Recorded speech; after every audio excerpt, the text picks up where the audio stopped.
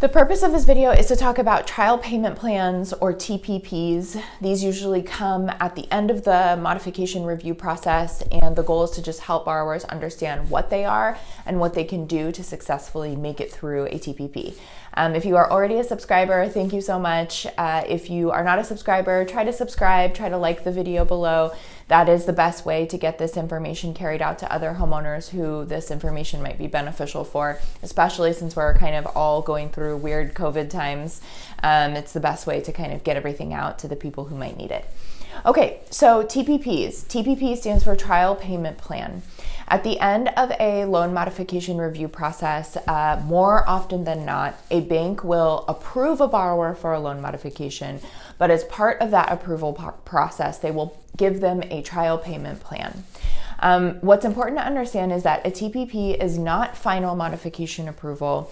What it is a way for the lender to test the borrower's income for a certain amount of time to make sure that they can make the payments. So it is a big step. It is something you should be excited about if you've received a TPP, because what it means is the bank has said, okay, your financial review has passed. We've passed you through the hardship review.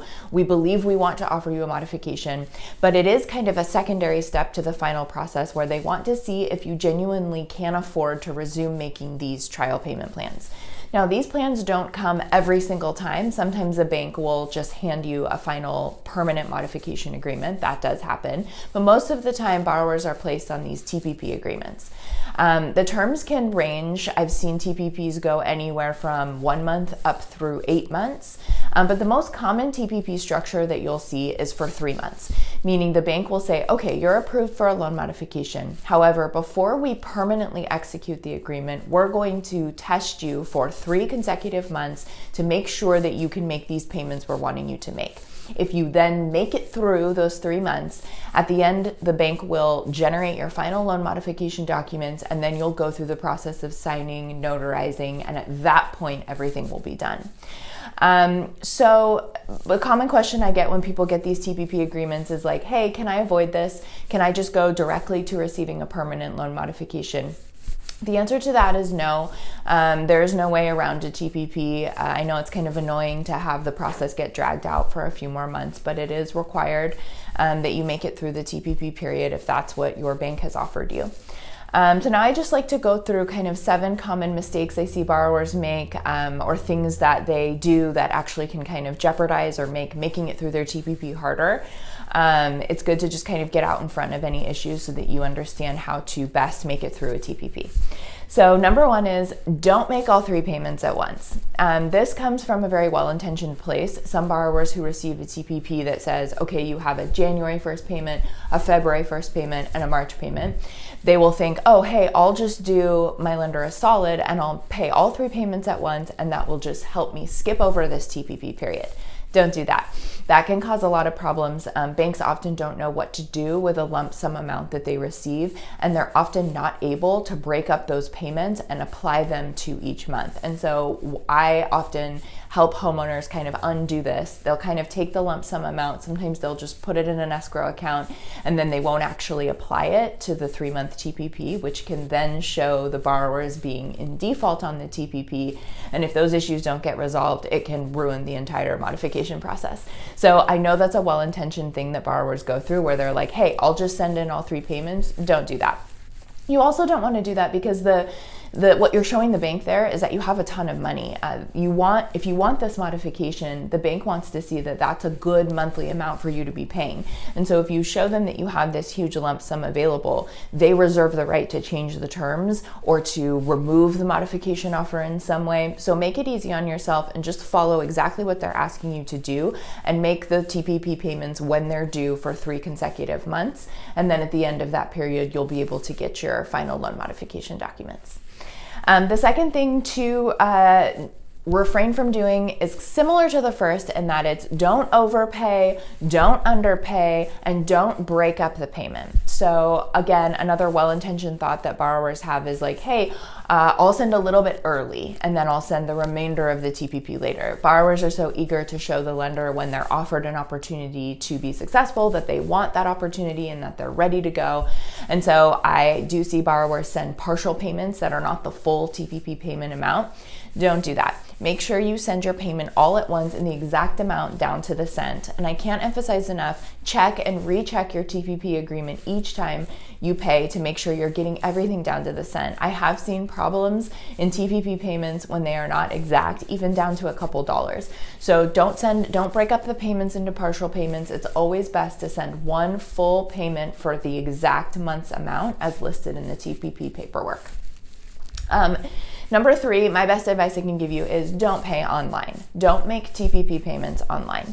Now, you will receive payment options for your TPP payments from your lenders that include online payments as an option. PHH is famous for including online payments as a way to pay. Obviously, we all kind of these days want to pay online, and that will be an option down the road once your modification is done, but it is a huge disaster when borrowers try to make TPP payments online. So choose any other payment option that the bank has offered you. Mail your payments, do it via phone call, MoneyGram, or Western Union. Those are typically the ways that banks offer to pay, but refrain from doing it online. The reason you don't want to pay online is online payments have kind of an automatic system where the payment that you make gets funneled into something that the lender has deemed what they want the payment to go to. And so if on the back end of your loan, the lender has not updated it yet to reflect that you're fully in a TPP, you could make a payment online, the lender could accept it, but then they can put it somewhere else and not necessarily apply it to a TPP payment. And then problems from there ensue. You look like you have defaulted on your TPP, and it's really hard to transfer money once it's already gone through. So best advice I can give is, even if the lender tells you paying your TPP payment online is an option, don't do it. There will always be a mail-in option. There will always typically be a call-in option. Choose something else. The 4th thing to know about TPPs, if you're going to be somebody who mails your TPP payment in, that's fine. Couple things. Make sure you mail it to the address listed in the TPP agreement. What you really want to avoid is just some sort of random Googling of your servicer's address. The lender will tell you in the agreement, here is where we want the payments mailed. If you have a smaller lender that does not tell you where you want the payments mailed, don't just guess. Have a phone call with your lender and say to them very directly, I have a TPP payment to mail. Where do I mail my TPP payment? You cannot assume that addresses listed in the headers or the footers of documents are where lenders want the TPP payments mailed. So either find that specific address in the TPP agreement or have that conversation with the lender. And then if you're going to mail your payment, always mail it tracked.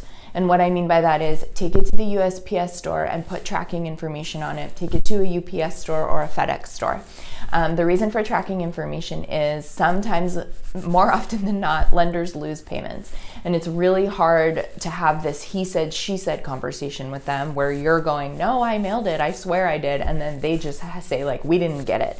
And so you need to be able to point to something have documentation to be able to prove to them that you did send it. I cannot tell you how many times I'm on the phone with lenders and they're saying, yeah, we're just not seeing it. And then I give them the FedEx tracking number or the USPS tracking number and they're like, oh, there it is, let's move that payment over. So make sure if you mail your payment, you're mailing it to the correct address and you're mailing it tracked. The 5th thing to be aware of, we have 7 here, we're doing pretty good.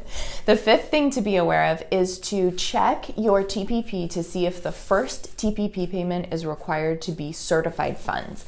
Now, this does not happen across the board. It's only a few servicers, a few investors who want this, but sometimes they want the first TPP payment only to be certified funds. That means that that's the type of check where you go to the bank and you have the bank give you a certified check or you get some sort of cashier's check.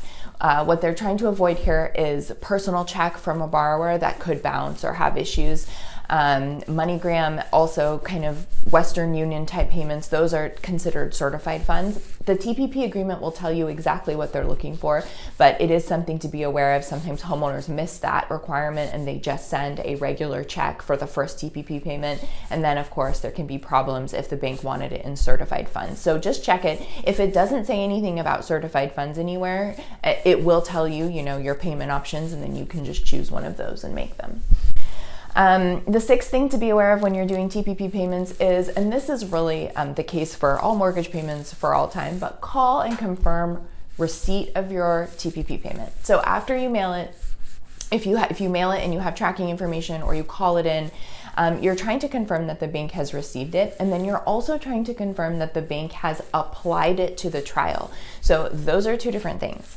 You want to confirm that the bank has received the payment, that they understand that the payment was sent in, but then the bank has to actually go into their system, take the funds, and they have to put it toward your trial payment. Sometimes if they get a customer service rep on the other end who hasn't been trained, they misapply the payment, meaning they take the TPP payment and they put it toward like the principal balance, or they shove it in an escrow account and don't do anything with it. And so you're trying to call to confirm that number one, it was received, and then number two, it was applied correctly. If they've received it, but they're saying it hasn't been applied, or if you have confirmation from your tracking information that the payment has been delivered and they're saying they don't see it over and over, that should be your bell should go off. That should be your indication to get some assistance if you feel like it's kind of spiraling out of control. You never want to let TPP problems just roll on for weeks and weeks, because then other problems can kind of compound. So you call and you ask them two questions. Number one, have you received my TPP payment? And number two, have you applied my TPP payment? The seventh and last little piece of advice I have for you guys with the TPP payments is don't wait until the last minute. So almost across the board, TPP payments are going to be due on the 1st of the month or the 15th of the month. What that means is when you get your TPP paperwork, it will say January 1st, February 1st, March 1st, and it'll have some payment amount, or it'll say January 15th, February 15th, March 15th. For most banks, they do give you a little bit of leeway with the payment. Some banks give you 2 weeks, other banks give you the entire month to make the TPP payment. That's a conversation you should have with your individual lender, but what I want to impart is don't rely on them giving you a long amount of time. Just figure out a way to make your payments by the due date that they give you. That is the best way to stay compliant with your TPP and avoid problems. If you have one of these lenders that's telling you, oh, it just has to be received in the month that the TPP payment was due, the worst thing you can do is wait till the last minute, right? So if your TPP payment is due in January and you wait until January 26th to make your TPP payment, if there are any of the problems that we described in this video, you're not going to be able to resolve it before your month expires. And so again, I can't tell you how many people I speak to that are like, I thought I had the month to make it. I made it on the 28th of the month, and then the bank misapplied it. And then they said the TPP was closed because it wasn't made on time. So don't even mess with that. If your payment is due on the 1st, or if your payment is due on the 15th, get it in a few days before that payment date or right on that payment date. Don't rely on the banks telling you, oh, just send it in the month that it was due. It's the best way to avoid problems. After you make it through your 3 months of your TPP payment, you will then move to what I'm calling the final modification stages. There will be other videos posted, if there aren't already, about what that process looks like and what you need to do and the things you need to be aware of here. So make sure you check those out. Thanks.